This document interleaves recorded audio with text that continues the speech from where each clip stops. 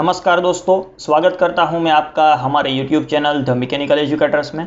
दोस्तों, आज के इस वीडियो लेक्चर में हम पर्टिकुलरली थर्मोडायनेमिक्स के जो है वो IMP MCQs सॉल्व करने वाले हैं जो पूछे गए हैं आपकी RTO के एग्ज़ाम में, गेट की एग्ज़ाम में, EAC की यानी कि इंजीनियरिंग सर्विसेज की, पब्लिक सेक्टर यूनिट्स में भी पूछे गए हैं या फिर स्टेट लेवल की जो पब्लिक सर्विस कमीशंस की जो एग्ज़ाम होती है उसमें पूछे गए हैं। तो उसके रिगार्डिंग जो है वो ये आज का वीडियो लेक्चर हमारा होने वाला है। दोस्तों, अगर आपने थियरी लेक्चर अभी तक हमारे YouTube चैनल पर नहीं देखे तो उसकी जो लिंक है वो यहाँ पर आपको आई बटन में दिख जाएगी, तो वहाँ पर जाके भी आप चेकआउट कर सकते हैं। और पूरा का पूरा जो प्लेलिस्ट है थर्मोडायनेमिक्स का उसको भी जो है वो हमने डिस्क्रिप्शन बॉक्स में उसकी लिंक अवेलेबल करवा दी है, तो वहाँ पर जाके भी आप चेकआउट कर सकते हैं। तो चलिए स्टार्ट करते हैं आज का ये वीडियो लेक्चर फर्स्ट MCQ के साथ। फर्स्ट MCQ जो है वो पॉलीटेक्निक लेक्चरर की एग्ज़ाम में पूछा गया था। दोस्तों, हर एक MCQ के नीचे जो है वो एग्ज़ाम लिखी होगी, तो मैं बार बार आपको नहीं पढ़ के बताऊँगा, आप जो है अपनी तरफ से चेक कर सकते हैं। उसके बाद में देख सकते हैं कि जो MCQ कह रहा है, the energy of the isolated system is always a constant which is given by. यहाँ पर आपसे पूछा गया है कि फर्स्ट आपको जो है वो एक आइसोलेटेड सिस्टम दी गई है, यानी कि आइसोलेटेड सिस्टम आपको पता हो तो आइसोलेटेड सिस्टम में जो है वो अगर हम बात करते हैं कि सिस्टम, सराउंडिंग और बाउंड्री, यहाँ पर जो है वो सिस्टम में से सराउंडिंग तक अगर हम बात करें मास और एनर्जी दोनों की, तो मास और एनर्जी जो है वो दोनों ही ट्रांसफ़र नहीं हो सकती। यहाँ पर Q की जगह पर आप एनर्जी को E के तौर पर भी ले सकते हैं। तो यहाँ पर अगर हम बात करें मास और एनर्जी अगर ट्रांसफ़र नहीं हो सकती, तो वहाँ पर अगर हम बात करें कि net accumulation of energy delta E will be the zero and net accumulation या फिर total change in the mass of system will be zero. तो यहाँ पर दोस्तों इसकी वजह से क्या हो जाएगा कि यहाँ पर ये जो है वो फर्स्ट लॉ ऑफ थर्मोडायनेमिक्स को सेटिस्फाई कर देगा। ये हमारा जो स्टेटमेंट है वो हमारा फर्स्ट लॉ ऑफ थर्मोडायनेमिक्स को सेटिस्फाई कर देगा। तो यहाँ पर अगर हम MCQ के ऑप्शंस रीड करें तो फर्स्ट ऑप्शन है zeroth law of thermodynamics, second is the first law of thermodynamics. तो यहाँ पर आप सबको अभी पता चल ही गया होगा कि फर्स्ट MCQ में जो है वो आंसर आने वाला है वो है option number B. First law of thermodynamics जो है वो यहाँ पर एप्लीकेबल हो सकता है आइसोलेटेड सिस्टम में, जब एनर्जी जो है उसकी कांस्टेंट रहती है तब। उसके बाद में नेक्स्ट बात करते हैं हम MCQ नंबर 2 की। A series of operation which takes place in a certain order and restore the initial conditions at the end is known as. यहाँ पर दोस्तों आपसे पूछा गया है कि एक सीरीज ऑफ ऑपरेशन आप ले लेते हैं किसी भी पर्टिकुलर थर्मोडायनेमिक सिस्टम के लिए। तो यहाँ पर मान लीजिए हमने एक थर्मोडायनेमिक सिस्टम ले लिया, उसको अगर हम PV ग्राफ में अगर यहाँ पर मैं दर्शाने की कोशिश करूँ तो PV ग्राफ में अगर मान लीजिए कि हमने यहाँ पर जो है वो एक सिस्टम AC ले ली है, यानी कि 1 से लेकर 2 तक जो है वो AC हमें प्रोसेस देखने को मिलती है। तो यहाँ पर ये तो हो गया हमारा फॉरवर्ड पाथ। यहाँ पर अगर रिवर्स पाथ की बात करें तो रिवर्स पाथ अगर चेंज हुआ है, यहाँ पर इस MCQ में पाथ के बारे में जो है वो यहाँ पर आपको कुछ भी कहा नहीं गया है कि आप कोई सा भी पाथ ले सकते हैं। तो यहाँ पर मैंने अब 2 डिफरेंट पाथ जो है वो ले लिए है कि प्रोसेस 1 से लेकर 2 तक डिफरेंट पाथ है और 2 से लेकर 1 तक जो है वो पाथ हमारा डिफरेंट है। तो यहाँ पर पाथ जो है वो डिफरेंट है, परंतु जो इनिशियल स्टेट और फाइनल स्टेट जो है वो हमारा क्या है, सेम है। इनिशियल स्टेट और फाइनल स्टेट जो है वो सेम रहता है। तो इसे हम रिवर्सिबल प्रोसेस तो नहीं कर सकते, रिवर्सिबल प्रोसेस इसे हम नहीं कर सकते। इसे हम एक सिंपली थर्मोडायनेमिक साइकिल के तौर पे जानेंगे, थर्मोडायनेमिक साइकिल के तौर पे इसे हम कर सकते हैं। तो यहाँ पर अगर हमें फाइंड करना है कि थर्मोडायनेमिक साइकिल जैसा कोई ऑप्शन हमें दिया गया है या फिर नहीं, तो option number A is the reversible cycle. Reversible cycle होने के लिए जो है वो पाथ सेम होना चाहिए, इरिवर्सिबल साइकिल तो यहाँ पर है ही नहीं। और ऑप्शन नंबर C यहाँ पर दिया गया है थर्मोडायनेमिक साइकिल। तो option number C is the right answer for MCQ number 2। उसके बाद में नेक्स्ट आगे बढ़ते हैं MCQ नंबर 3 की ओर। MCQ नंबर अगर 3 में रीड करूँ, हीट एंड वर्क आर। यहाँ पर आपसे पूछा गया है कि हीट और वर्क के लिए नीचे दिए गए ऑप्शंस में से कौन सा ऑप्शन जो है वो सही रहेगा। तो अगर हम ऑप्शन नंबर A की बात करें तो इंटेंसिव प्रॉपर्टीज़ है, एक्सटेंसिव प्रॉपर्टीज़ है, पॉइंट फंक्शंस है या फिर पाथ फंक्शंस है। तो सबको दोस्तों पता ही है कि हीट एंड वर्क जो है वो हमारी पाथ फंक्शंस में आएगी, यानी कि वो पाथ फंक्शंस उसे कहा जाता है। तो यहाँ पर MCQ नंबर 3 में जो है वो option number D is the right answer. Path functions आप कह सकते हैं हीट एंड वर्क उसे। नेक्स्ट हम बात करते हैं MCQ नंबर 4 की और MCQ नंबर 4 जो है अगर आप रीड करें, what are the properties of thermodynamic system whose value for the entire system is equal to the sum of their values for the individual part of the system। यहाँ पर दोस्तों इस MCQ को जो है वो मैं फर्स्ट आपको सिंप्लीफाई करके बता देता हूँ। सिंप्लीफाई करके ऐसे आप मान सकते हैं कि यहाँ पर आप मान लीजिए कि हमारे पास ये 1 मीटर क्यूब वॉल्यूम हमने ले लिया है। 1 मीटर क्यूब में जो है वो हमने मान लीजिए ऑक्सीजन जो है वो यहाँ पर हमने भर दिया है 1 मीटर क्यूब में। इसके हमें छोटे छोटे 5 सिलेंडर्स चाहिए। हमने छोटे छोटे जो है वो 5 सिलेंडर्स भर लिए है। इसमें जो है वो छोटे छोटे हमने 5 सिलेंडर्स भर लिए हैं। एक V1, V2, V3 वॉल्यूम का, V4 वॉल्यूम का और V5 वॉल्यूम का। यहाँ पर हमें V5 से लेकर V1 तक जो है वो हमें पता नहीं है कि किस में कितना जो है वो वॉल्यूम रखा गया है। ऐसा नहीं है कि सब में जो है वो सेम वॉल्यूम रखा गया है, सब में डिफरेंट डिफरेंट वॉल्यूम रखा गया है। तो यहाँ पर आप ये कह सकते हैं कि अगर हम V1 से लेकर V1 plus V2 plus V3 plus V4 plus V5 अगर करते हैं तो वो कितना हो जाएगा हमारा VT, यानी कि V टोटल जितना हो जाएगा। तो यहाँ पर ऐसी जो प्रॉपर्टी होती है कि जो मास के ऊपर डिपेंडेंट रहती है उसे हम कौन सी प्रॉपर्टी कहेंगे? आप सबको पता है कि उसे हम एक्सटेंसिव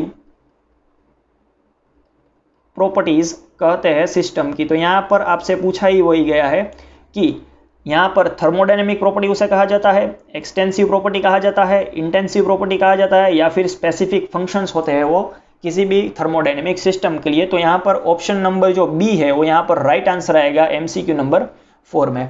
नेक्स्ट हम दोस्तों बात करते हैं MCQ नंबर 5 की। और MCQ नंबर 5 अगर रीड करें, कंसीडर द फॉलोइंग प्रॉपर्टीज। यहाँ पर आपसे ये जो एग्जाम्पल है वो GPSC की एग्जाम में पूछा गया है। तो यहाँ पर फॉलोइंग प्रॉपर्टीज में टेम्परेचर की बात करें, विस्कोसिटी की बात करें, स्पेसिफिक ग्रेविटी और थर्मल कंडक्टिविटी की बात करें तो इंटेंसिव प्रॉपर्टी नीचे दी गई में से कौन सी है? तो यहाँ पर अगर हम बात करते हैं टेम्परेचर की, तो टेम्परेचर आप सबको पता है कि वो जो है वो इंटेंसिव प्रॉपर्टी है। विस्कोसिटी भी जो है वो इंटेंसिव प्रॉपर्टी है, वो मास के ऊपर डिपेंडेंट नहीं रहती है। वहाँ पर जो स्पेसिफिक ग्रेविटी की बात आती है तो स्पेसिफिक ग्रेविटी भी जो है वो इंटेंसिव प्रॉपर्टी है। और थर्मल कंडक्टिविटी भी आपकी मास के ऊपर डिपेंड नहीं रहती है। तो यहाँ पर 1, 2, 3, 4 चारों के चारों जो है वो यहाँ पर इंटेंसिव प्रॉपर्टी दी गई है। तो ऑप्शन हमें वही फाइंड करना होगा कि जिसमें 1 से लेकर 4 तक इंक्लूड हो जाए। तो यहाँ पर ऑप्शन नंबर जो डी दिया गया है आपको 1, 2, 3 एंड 4 ओनली। तो यहाँ पर option number D is the right answer for MCQ number 5। Next हम बात करते हैं दोस्तों MCQ नंबर 6 की ओर। यहाँ पर आपसे पूछा गया है कि एन ओपन सिस्टम में से नीचे दिए गए सेंटेंस में से जो है वो कौन सा सेंटेंस आपको सही लगता है? तो फर्स्ट में आपको ओपन सिस्टम समझा देता हूँ कि ओपन सिस्टम में आप क्या कर सकते हैं कि सिस्टम, बाउंड्री और सराउंडिंग के बीच में जो है वो हीट भी इंटरेक्ट कर सकते हैं, यानी कि एनर्जी का भी इंटरेक्शन आप कर सकते हैं, और मास का भी जो है वो आप इंटरेक्शन कर सकते हैं यहाँ पर। तो यहाँ पर मान लीजिए एनर्जी और मास दोनों का जो है वो आप इंटरेक्शन कर सकते हैं फ्रॉम सिस्टम टू सराउंडिंग। तो यहाँ पर अब ऑप्शन रीड कर लेते हैं। Is a specific region where transfers of heat and mass takes place. यहाँ पर आपको पूछा गया है कि एक स्पेसिफिक रीजन है वो ओपन सिस्टम की जो ट्रांसफर कर सकता है एनर्जी को और मास को। तो यहाँ पर ये दोनों जो है वो सेंटेंस, यानी कि यहाँ पर ऑप्शन नंबर ए जो है वो यहाँ पर हमें सही लगता है कि एनर्जी और मास दोनों का हमें ट्रांसफर देखने को मिलता है किसी भी ओपन सिस्टम को अगर हम ले लेते हैं तो यहाँ पर MCQ नंबर 6 में हमारा राइट आंसर आएगा, वो आएगा option number A is the right answer. यहाँ पर दोस्तों ऑप्शन ए में ही आपको सही आंसर मिल रहा है, तो नीचे का ऑप्शन रीड करने का कोई यहाँ पर फायदा ही नहीं है। नेक्स्ट आप बात कर सकते हैं कि MCQ नंबर 7 में क्या दिया गया है। मैच दी फॉलोइंग्स। आपको जो है वो ऐसे भी क्वेश्चन गेट में या फिर PSU में और आपकी GPSC में भी पूछे जा सकते हैं कि यहाँ पर आपको जो है वो लेफ्ट हैंड साइड में प्रॉपर्टीज या फिर कोई सभी डिवाइस दिया गया होगा या फिर थर्मोडायनेमिक सिस्टम दी गई होगी और उसका फंक्शन राइट हैंड साइड में मेंशन किया होगा। तो आपको जो है वो क्या करना है कि आपको उसको रिलेट करना है। तो यहाँ पर अगर मैं आपसे बात करूँ तो दोस्तों क्लोज सिस्टम के लिए अगर हम फाइंड करें कि increase in the static pressure तो वो नहीं आएगा, increase in the kinetic energy, heat, mass and work interaction तो वो भी नहीं आएगा क्योंकि मास का इंटरेक्शन जो है वो नहीं हो सकता क्लोज सिस्टम में। हीट एंड वर्क का जो है वो इंटरेक्शन हो सकता है किसी भी क्लोज सिस्टम में। तो फर्स्ट आएगा हमारा 1 से डी मैच हो जाएगा, फर्स्ट के लिए डी मैच होगा हमारा। उसके बाद में नेक्स्ट बात करते हैं ओपन सिस्टम जो है उसमें हमें हीट, मास एंड वर्क तीनों का जो है वो इंटरेक्शन देखने को मिलता है। तो हमारा जो सेकंड ऑप्शन है वो 2 से लेकर सी तक मैच हो जाएगा।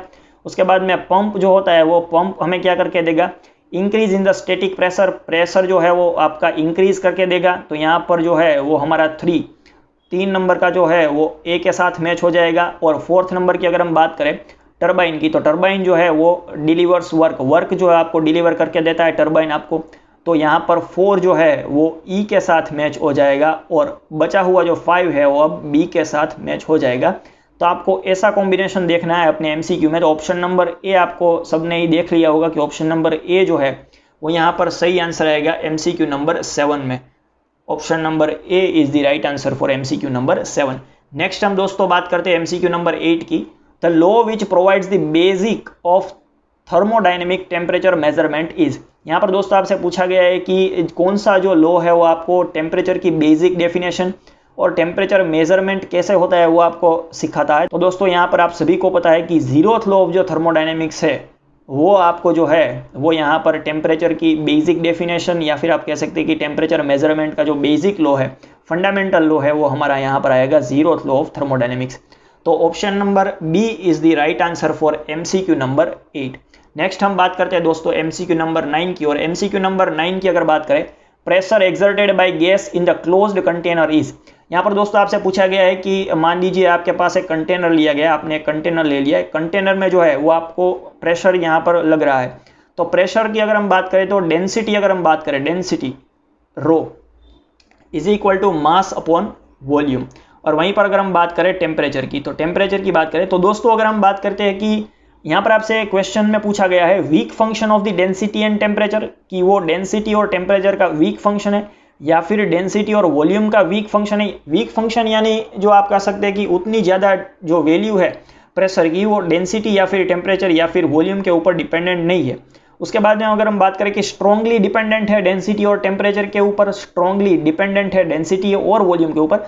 तो दोस्तों आप सबको आइडियल गैस इक्वेशन मालूम ही होगा, PV is equal to MRT की वजह से अगर हम बात करें तो V को अगर हम यहाँ पर M के नीचे अगर रिप्लेस करते हैं तो VT is equal to M divided by V into RT, तो वो कन्वर्ट हो जाएगा M divided by V is equal to P is equal to rho RT। तो यहाँ पर आप देख सकते हैं कि यहाँ पर जो R जो है वो एक प्रकार का कांस्टेंट है, R इज द कांस्टेंट। तो P is directly proportional to function of, आप कह सकते हैं strongly function of rho and T, यानी कि डेंसिटी और आप कह सकते हैं टेम्परेचर का जो है वो स्ट्रॉन्ग फंक्शन यहाँ पर आपको प्रेशर दिखाया गया है। तो क्लोज वेसल में आप क्या कह सकते हैं कि strongly dependent on density and temperature. तो यहाँ पर जो ऑप्शन नंबर सी जो है वो एमसीक्यू में राइट आंसर आएगा। Option number C, strongly dependent या फिर strong function of density and temperature. यहाँ पर दोस्तों नेक्स्ट एमसीक्यू की ओर आगे बढ़ते हैं, एमसीक्यू नंबर 10 की ओर। एमसीक्यू नंबर 10 जो आपको कहा गया कि which of the following item is not a path function. यहाँ पर आपसे पूछा गया है कि नीचे दिए गए ऑप्शन में से कौन सा जो है वो पाथ फंक्शन नहीं है। तो यहाँ पर हीट जो है वो पाथ फंक्शन है, वर्क भी जो है वो पाथ फंक्शन है, काइनेटिक एनर्जी भी जो है वो पाथ फंक्शन है। क्योंकि आप मान लीजिए कि आपने यहाँ से लेकर पॉइंट ए से लेकर पॉइंट 2 तक जो अगर आप जाते हैं तो यहाँ पर मान लीजिए आपके पास, यहाँ पर मान लीजिए पॉइंट ए पर जो है वो आपका होम है और पॉइंट 2 पर ऑफिस है। तो यहाँ पर मान लीजिए कि आपके पास जो है वो 2 रास्ते हैं। यहाँ पर मान लीजिए आपने ऐसा जो है वो सर्कुलर पाथ लिया और एक ऐसा स्ट्रेट पाथ लिया है होम से ऑफिस जाने तक। तो यहाँ पर जो है वो रास्ता थोड़ा सा खराब है, बिगड़ा हुआ है, तो इसकी वजह से यहाँ पर आपकी काइनेटिक एनर्जी आप ऐसा कर सकते हैं कि आपकी जो एवरेज स्पीड होगी वो क्या होगी, लो होगी। मुकाबले अगर हम कंपेयर करें इस पाथ से, पाथ नंबर ए और पाथ नंबर बी की अगर बात करें तो पाथ नंबर ए की जो एवरेज वेलोसिटी अगर आपकी निकल के आएगी वो ज़्यादा होगी कंपैरिजन अगर करते हैं पाथ नंबर बी से। तो मान सकते हैं कि काइनेटिक एनर्जी भी जो है वो पाथ फंक्शन ही है, वो पाथ के ऊपर ही डिपेंडेंट करती है। अगर आपको ऐसा नहीं समझ में आता, आपको मोलेक्युलर लेवल पर समझना है तो आप ऐसे समझ सकते हैं कि इलेक्ट्रॉन जो होते हैं या फिर आपके एटम्स होते हैं उसको अगर हम पाथ में चेंज कर देते हैं, पाथ अगर डिफरेंट होता है, यहाँ पर ये जो मॉलिक्यूल है अगर डिफरेंट पाथ लेके यहाँ तक पहुँचता है तो जो है उसकी काइनेटिक एनर्जी डिफरेंट होगी, और डायरेक्टली यहाँ से यहाँ तक पहुँचता है तो उसकी भी काइनेटिक एनर्जी डिफरेंट होगी। तो काइनेटिक एनर्जी जो है वो पाथ नंबर ए के लिए और पाथ नंबर बी के लिए जो है वो कभी भी यहाँ पर सेम नहीं हो सकती। यहाँ पर दोनों में हमें डिफरेंस देखने को मिलेगा ही मिलेगा, जैसे हमें देखने को मिलता है हीट और वर्क में। तो यहाँ पर ऑप्शन नंबर जो अगर हम बात करते हैं कि ए, बी और सी की, तो यहाँ पर ये तीनों की तीनों जो है वो पाथ फंक्शन आएंगे। परंतु दोस्तों थर्मल कंडक्टिविटी किसी भी मटेरियल की जो होती है वो यहाँ पर पाथ के ऊपर डिपेंडेंट नहीं रहती है। तो option number D is the right answer for MCQ number 10, thermal conductivity. Next बात करते हैं हम MCQ नंबर 11 की, और MCQ नंबर 11 की अगर हम बात करें, which of the following property is given in the intensive property of the system. यहाँ पर आपसे पूछा गया है कि नीचे दिए गए ऑप्शंस में से कौन सी जो प्रॉपर्टी है वो इंटेंसिव प्रॉपर्टी है।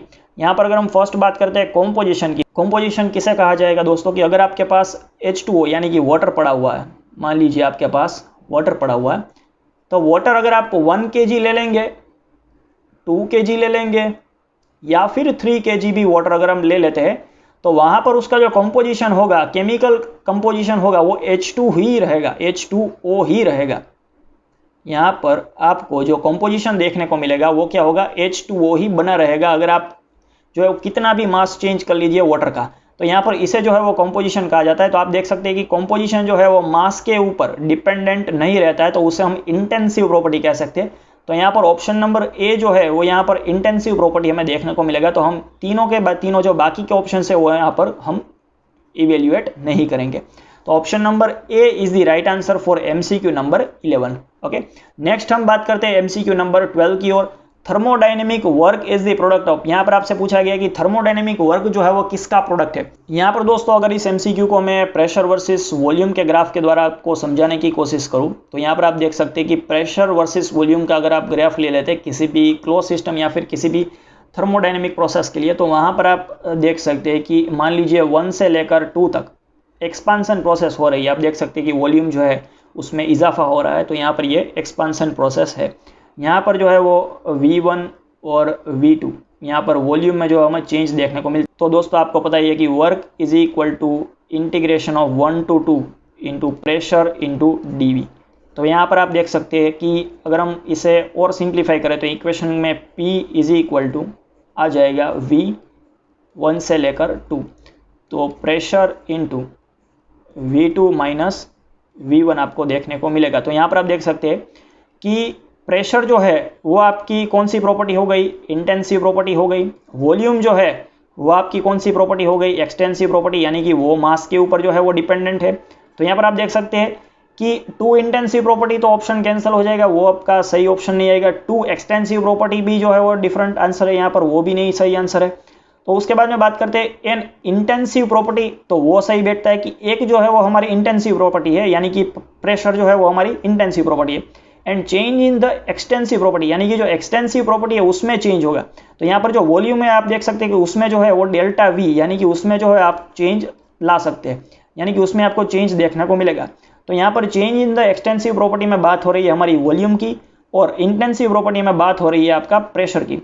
तो यहाँ पर प्रेशर इंटू डेल्टा V की जो यहाँ पर ऑप्शन नंबर C जो है वो यहाँ पर हमारा MCQ नंबर 12 में राइट आंसर आएगा।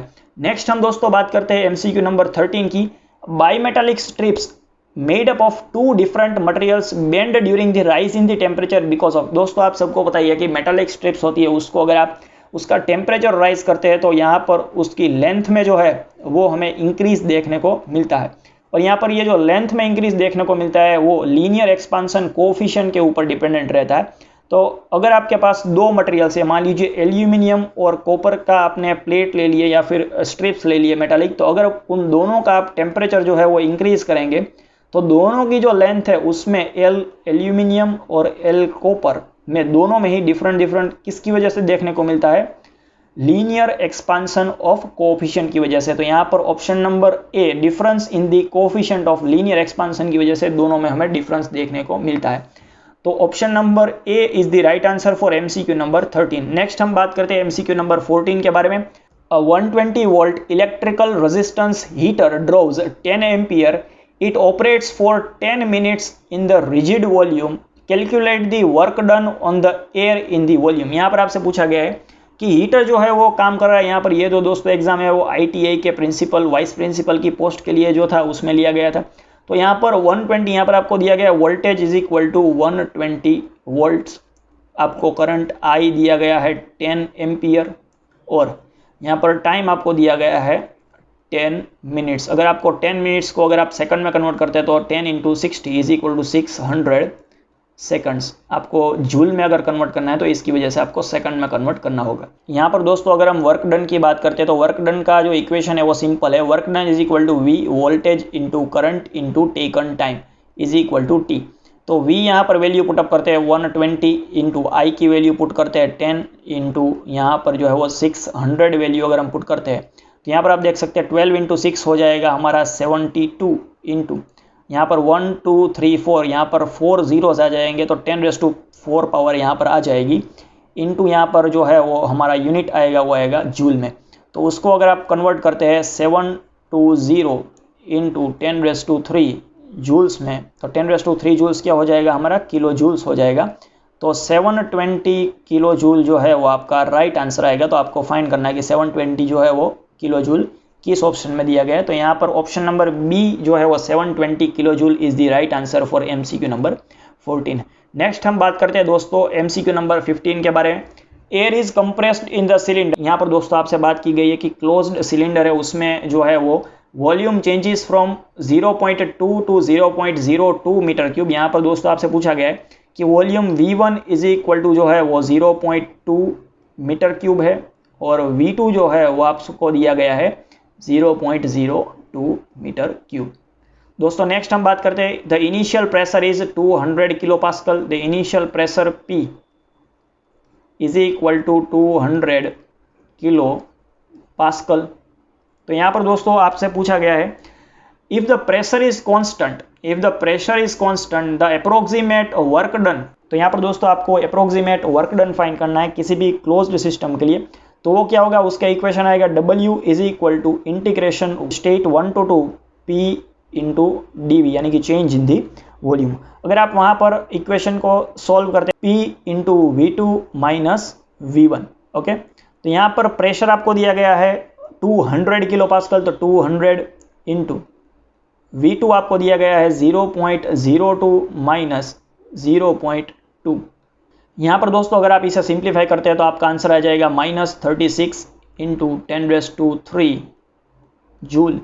तो आप इसे कह सकते हैं -36 किलो जूल। तो आपका जो राइट आंसर आएगा वो दोस्तों आएगा -36 kilo joule. Option number A is the right answer for MCQ number 15। तो दोस्तों अगर ये आपको वीडियो लेक्चर अच्छा लगा है तो इसे लाइक कीजिए, शेयर कीजिए अपने दोस्तों के साथ। और अगर आपने अभी तक हमारे YouTube चैनल को सब्सक्राइब नहीं किया है तो सब्सक्राइब करें और साथ ही दिए गए नोटिफिकेशन बेल को भी प्रेस करें ताकि आपको नेक्स्ट जो हमारी वीडियोस आने वाली है उसकी भी इन्फॉर्मेशन मिलती रहे। तो मिलते हैं ऐसे ही किसी नेक्स्ट इन्फॉर्मेटिव वीडियो में। तब तक के लिए keep learning, keep supporting. Thank you very much for watching this video.